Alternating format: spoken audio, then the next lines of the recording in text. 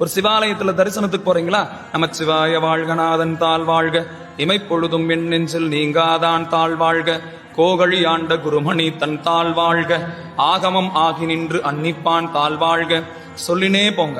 அப்ப தொடர்ந்து நாம் நிறைய நேரம் இறைவனை தரிசனம் செஞ்சவங்களா ஆகும். கருவறைக்கு முன்னாடி நாம் சாமி பார்க்கறது என்னமோ ஓரிரு நிமிடங்கள் தான் இருக்கும்.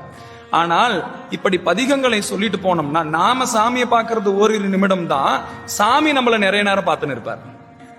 உங்களுக்கு புரியுதா? இவ்வளவு பேர் உட்கார்ந்து இருக்கிறீங்க, இவ்வளவு பேர் பேசிட்டு அமைதியா உட்கார்ந்து இருக்கிறீங்க. யாராவது ஒருத்தர் அங்க பேசினாங்கன்னா இங்க என்னுடைய கவனம் அங்க போகுது இல்ல, அங்க போகுது. அது மாதிரி வரிசையில எத்தனை ஆயிரம் பேர் வந்தாலும் இறைவனை தரிசனம் செய்யறதுக்கு அந்த நேரத்தில் அந்த கூட்டத்துல யாராவது திருமுறைகள் சொல்லின்னு வந்தாங்கன்னா எல்லார் கவனமும் சாமி மேல இருக்கும், சாமி கவனம் அவங்க மேல இருக்கும். இப்போ நம்ம கவனம் சாமி மேல இருக்கிறது முக்கியம் தான், ஆனா அதை விட முக்கியம் சாமியினுடைய கவனம் நம்ம மேல இருக்கணும் தானே. சாமியினுடைய கவனத்தை நம்ம மேல ஈர்க்கிறதுக்கு ஒரே ஒரு வழிதான், அது தமிழ் தான்.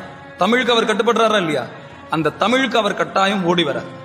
தமிழ் சொல்ல வல்லார்க்கு வினை இல்லையாமே. அப்போ தமிழ் பதிகங்களை நீங்கள் சொல்லுங்கள்.